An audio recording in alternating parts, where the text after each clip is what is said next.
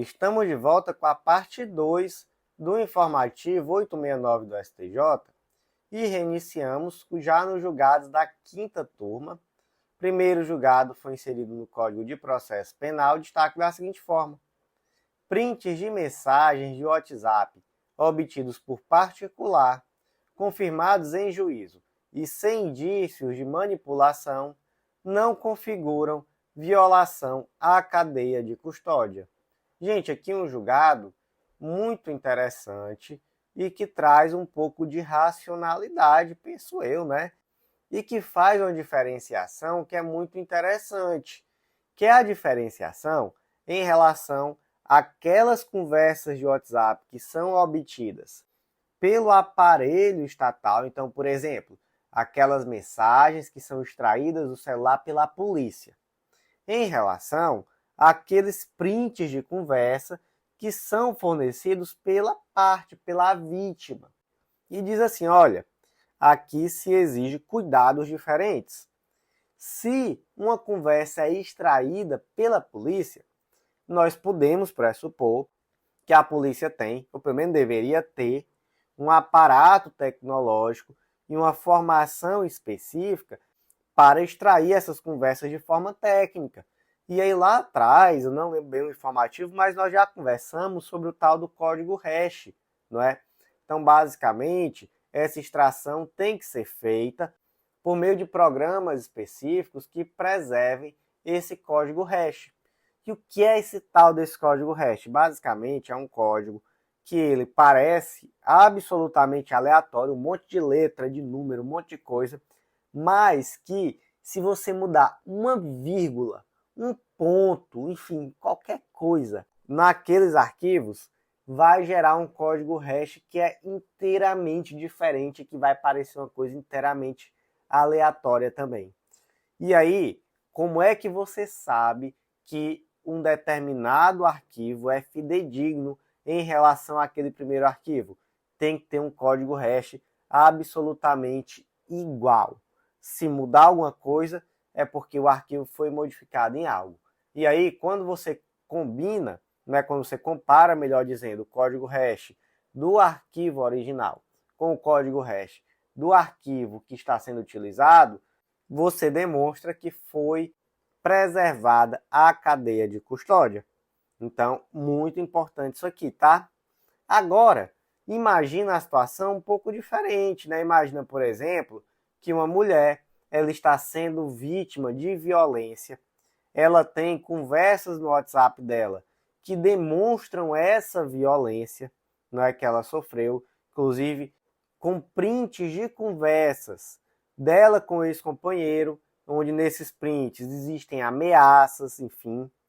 Ela não tem mais o conteúdo original, então o que ela tem realmente são esses prints de conversa, e ela pega aquilo que ela tem e leva à delegacia para que seja posteriormente juntado ao processo.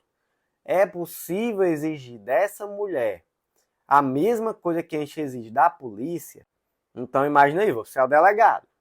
Chega uma mulher na delegacia dizendo assim, ó, fui ameaçada, tá aqui, ó, os prints de conversa. Eu guardei esses prints de conversa no último ano, onde ele me ameaçou constantemente, agora chegou no limite, eu preciso de uma protetiva, tá aqui, ó, a prova da ameaça. Aí o delegado diz assim, cadê o código hash? Prove que isso aí não foi alterado. Pelo amor de Deus, né? Temos que ter bom senso.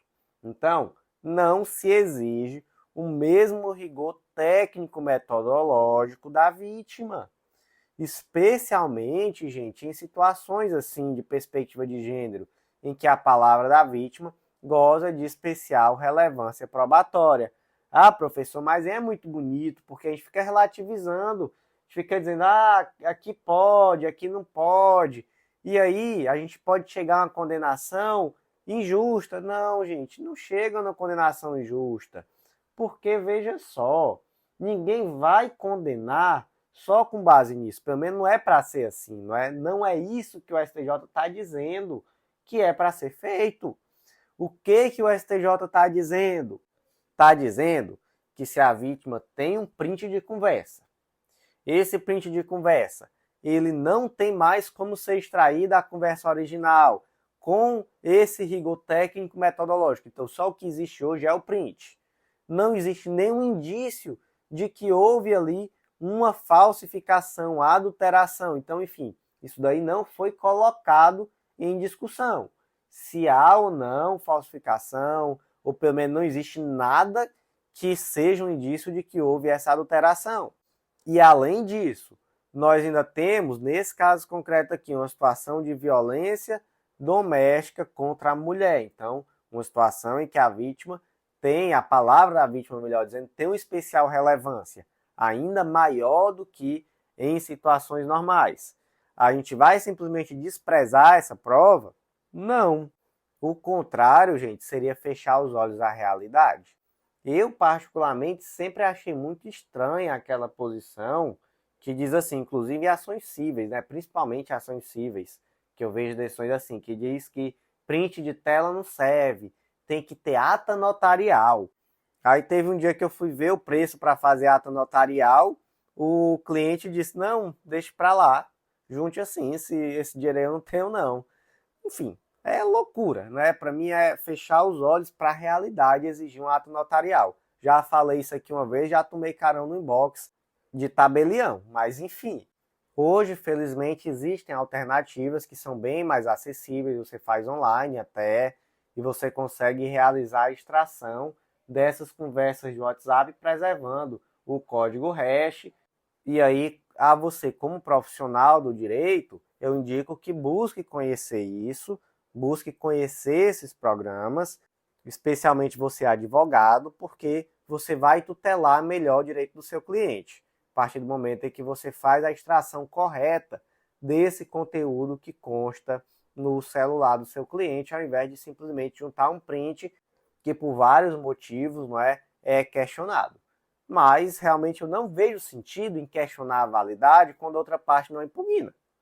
Se a outra parte não está dizendo que é falso, então eu não vejo nenhum sentido em exigir ata notarial, em exigir código hash, não sei o quê, mas a partir do momento que há uma impugnação, que se demonstra realmente alguma dúvida, aí realmente a coisa já começa a mudar de lado. Mas, gente, só para a gente arrematar aqui, voltar para o ponto-chave desse julgado, já que a gente acabou divagando um pouquinho, mas eu acho que foi uma divagação importante, a diferenciação aqui é entre aquela conversa obtida pela polícia, e aí tem que seguir o rigor técnico-metodológico, e aquele print de mensagem de WhatsApp obtido por particular, que aí ele é confirmado em juízo, não há indício de manipulação, e aí se entende que isso aqui não viola a cadeia de custódia, mas eu faço aqui todas essas ressalvas, Muito cuidado, sempre faça a extração de uma forma que preserve o código hash, mesmo que custe aí um determinado valor, tá? Não precisa necessariamente da ata notarial, mas procure sempre um serviço que faça isso ainda aqui de forma online, preservando o código hash, beleza? Destaque: prints de mensagens de WhatsApp obtidas por particular, confirmados em juízo e sem indícios de manipulação, não configuram violação à cadeia de custódia. Seguindo em frente, próximo julgado foi inserido na Lei de Execução Penal destaque da seguinte forma: é possível a remissão ficta da pena quando o reeducando se encontra impossibilitado de exercício de remissão pelo trabalho por razões extraordinárias decorrentes de grave estado de saúde em razão de doença incapacitante. Então, o julgado aqui trata sobre remissão. Remissão com cedilha, tá? Muito cuidado. Essa remissão da pena, aqui nesse sentido de remir pelo trabalho, remir pelo estudo, ela é com cedilha. Remissão com 2 S também existe, mas aí está relacionado com perdão. E aí, por exemplo, quando você fala que houve um indulto, que houve uma graça presidencial, você fala que houve uma remissão com 2 S. Agora, quando você fala em remissão da pena pelo trabalho, pelo estudo, remissão com cedilha, beleza? Como é que funciona? um dia de pena para cada 12 horas de frequência escolar, dividido aqui em no mínimo 3 dias, ou um dia de pena para cada 3 dias de trabalho. Uma coisa muito importante, cabe remissão ficta, então aquela pessoa que não trabalhou por algum motivo, mas vamos aqui criar uma ficção jurídica de que ela trabalhou. Não, em regra não, tá?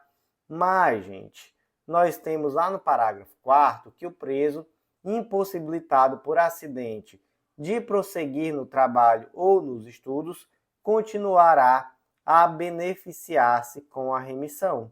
Então, aqui há, sim, uma possibilidade muito específica de remissão ficta, mas não é aquele preso que nunca trabalhou e agora ficou doente. Não, é aquele preso que sofreu um acidente enquanto estava trabalhando e, por isso, não pode trabalhar por um determinado período.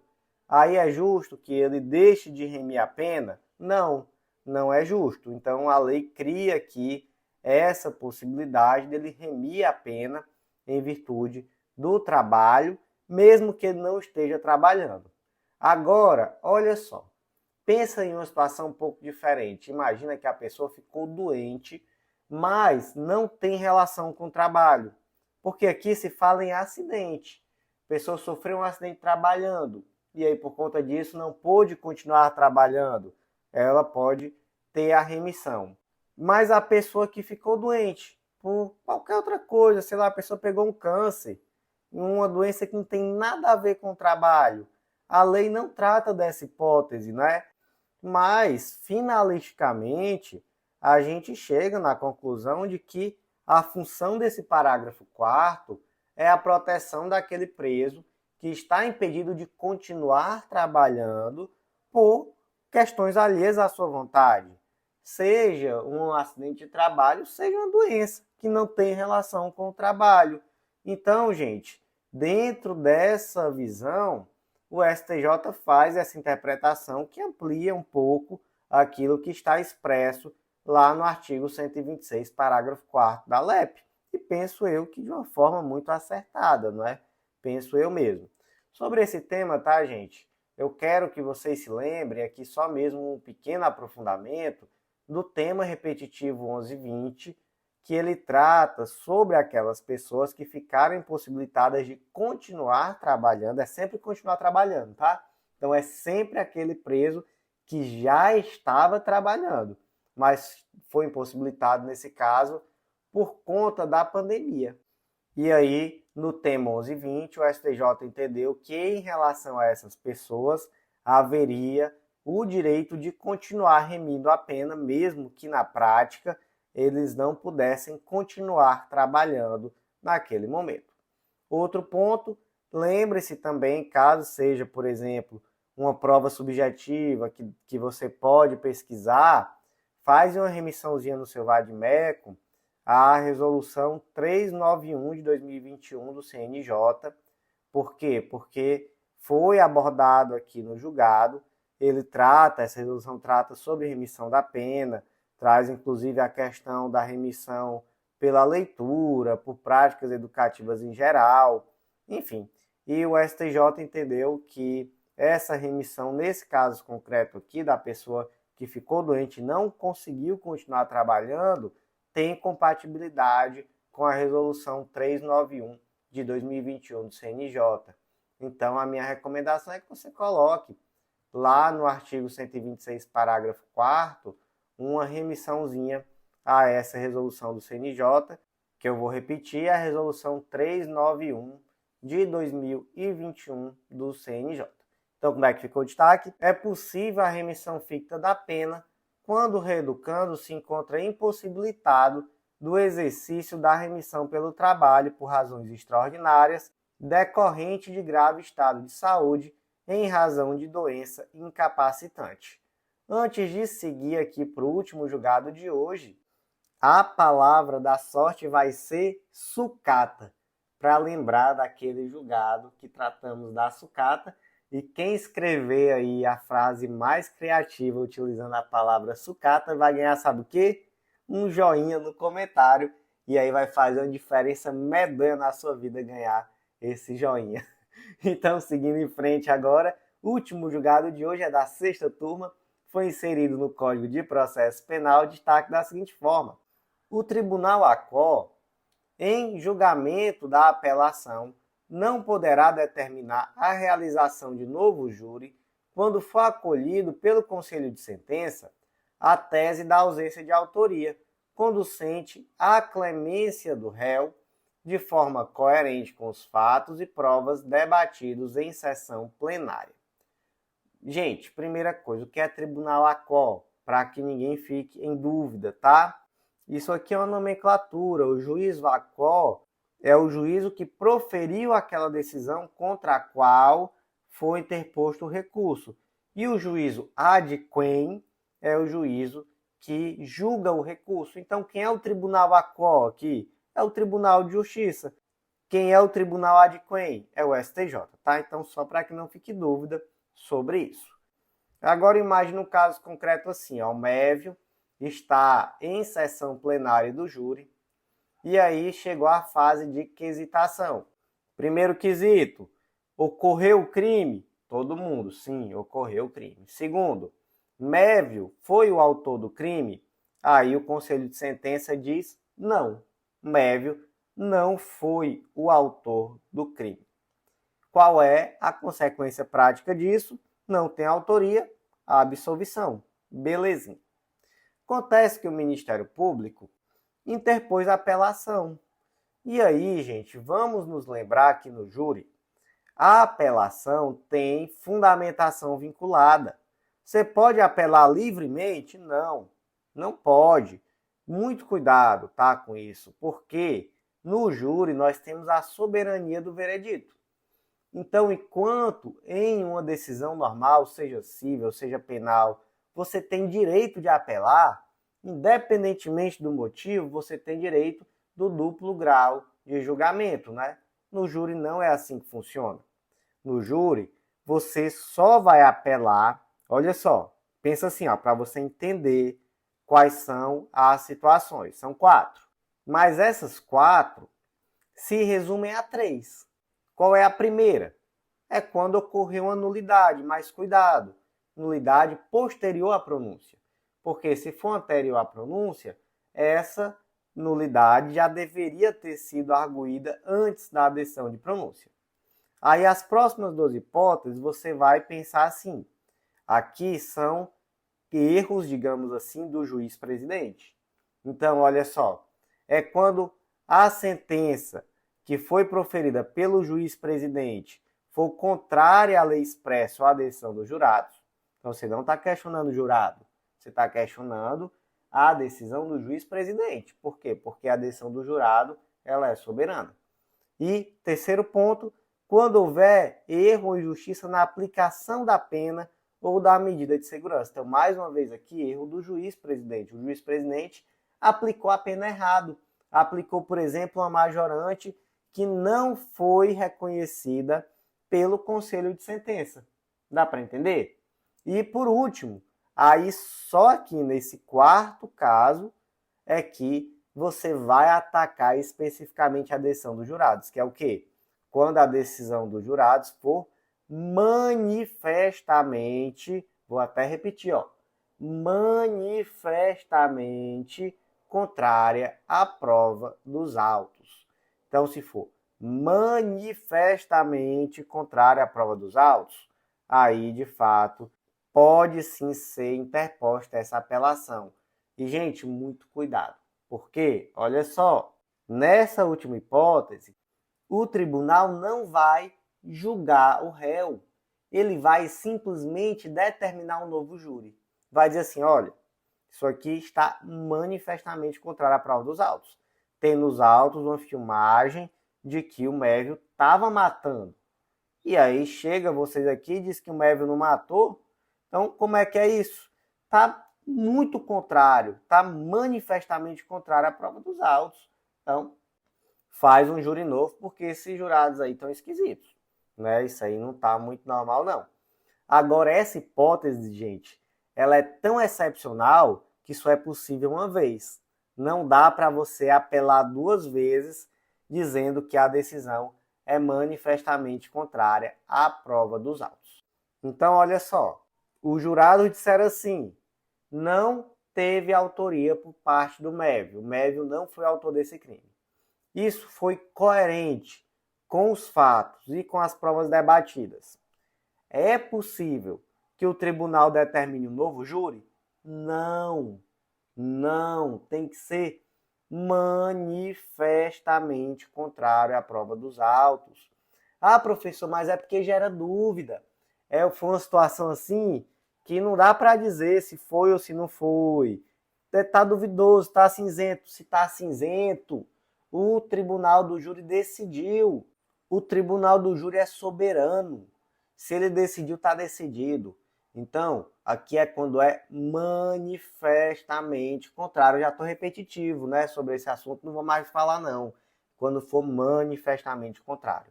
Professor, e por que ele falou em clemência do réu?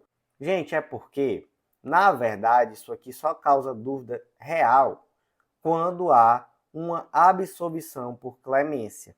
Porque veja só, quando nós falamos em tribunal do júri, é possível tanto absolver por questões jurídicas, então, não teve autoria, não foi comprovada a materialidade, então foi demonstrada um excludente de ilicitude. É possível você absolver por esses motivos, mas também é possível absolver com base em argumentos extrajurídicos. E a melhor situação aqui é a clemência. Poxa, ele matou. Mas ele matou por um motivo nobre. Ele matou e até eu matava também. Então eu absolvo.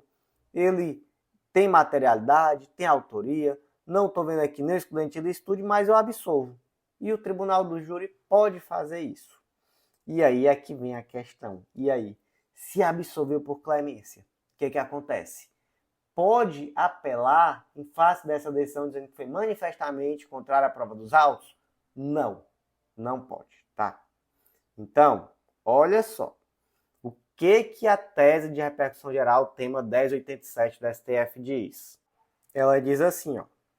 É possível que seja interposto recurso de apelação com base nessa decisão manifestamente contrária à prova dos autos, quando a absolvição se der em virtude do quesito genérico. Beleza? Agora, caso essa decisão ela tenha sido por clemência, acolhida de forma expressa pelos jurados, aí realmente já não cabe essa apelação pedindo um novo júri dizendo que a decisão foi manifestamente contrária à prova dos autos. Por quê? Porque foi por clemência. Agora, muito cuidado redobrado, porque essa decisão por clemência não pode violar precedente vinculante do STF. E aqui trata especificamente daquela situação da legítima defesa da honra. Tese da legítima defesa da honra, ela é inconstitucional, o STF já decidiu isso, precedente vinculante. Então, aquela situação, o marido matou a esposa, mas matou a esposa porque foi traído, matou para lavar a honra. Legítima defesa da honra. Foi o coronel Jesuíno que matou a dona Sinhazinha. E se você não sabe quem é Coronel Jesuíno e quem é a dona Sinhazinha, busque conhecimento e descubra quem são, porque essa foi a melhor novela que já passou em toda a história. Um dia desse eu reassisti ela completamente e relembrei que realmente foi uma novela muito boa. E o nome da novela é Gabriela. Passou lá em 2012, para quem não se lembra. Então, gente, como é que ficou o último destaque de hoje? O Tribunal ACO, em julgamento da apelação, não poderá determinar a realização de novo júri quando for acolhida pelo Conselho de Sentença a tese de ausência de autoria, conducente à clemência do réu de forma coerente com os fatos e provas debatidos em sessão plenária. E, meus amigos, por hoje foi isso. Eu agradeço muito a você que ouviu até o final, então já deixa aquele like, já deixa aquele comentário, já compartilha. Já acessa nosso site, legislaçãointegrada.com.br e vem conhecer nosso Clube da Lei, enfim. Então, por hoje foi isso. Agradeço a você que ouviu até o final e até a próxima.